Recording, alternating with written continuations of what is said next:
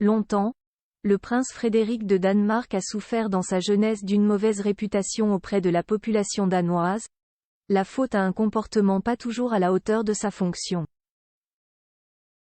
Ayant redoré son blason depuis, le prince risque de craindre cependant une rechute avec les rumeurs des infidélités dont il a récemment fait l'objet.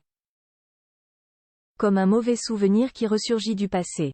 Alors que la famille royale danoise a accueilli cette semaine le roi Felipe VI d'Espagne et son épouse la reine Laetitia, le magazine espagnol Lecturas affirme, photo à l'appui, que le prince Frédéric de Danemark, qui se traîne une ancienne réputation très sulfureuse, a récemment passé une nuit en compagnie de la mannequin et ex-membre du Gotha de 47 ans, Genoveva Casanova.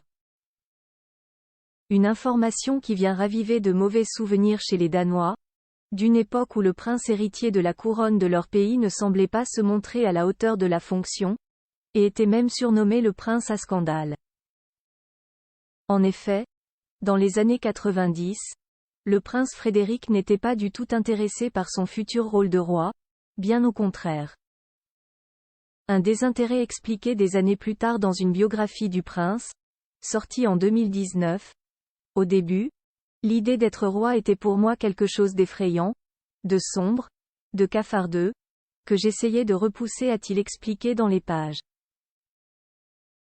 Pour se détacher de ce rôle, le jeune prince va alors se consacrer, presque sans limite, à la belle vie, les conquêtes féminines, les sorties en boîte et les bolides, lui valant alors le nom de prince à scandale ou encore de Turbo Prinsen dans son pays, en rapport avec sa vie à 1000 à l'heure.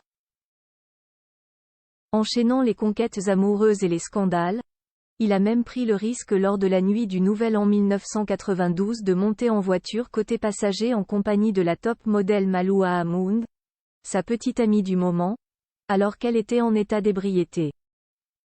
Une période où le prince est alors mal vu par les Danois et où sa popularité faiblit.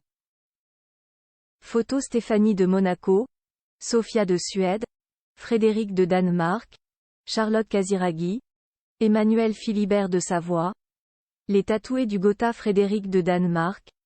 Comment il a gagné le cœur des Danois. Ce n'est que quelques mois plus tard, en mai 1992, qu'un événement va pouvoir lui permettre de changer la donne auprès de l'opinion. Le prince a réussi ce mois-là à courir et terminer le marathon de Copenhague, signe qu'il a alors repris des habitudes de vie saines et qui lui a permis de redorer son image auprès de la population. Sa rencontre avec sa future épouse, Mary Donaldson, en septembre 2000, a fini quelques années plus tard de refaire entrer le prince dans le cœur de la population danoise. Depuis, le couple princier-héritier tente tant bien que mal d'éviter les scandales pour ne pas risquer de retomber dans cette période impopulaire comme le prince a pu la connaître dans sa jeunesse.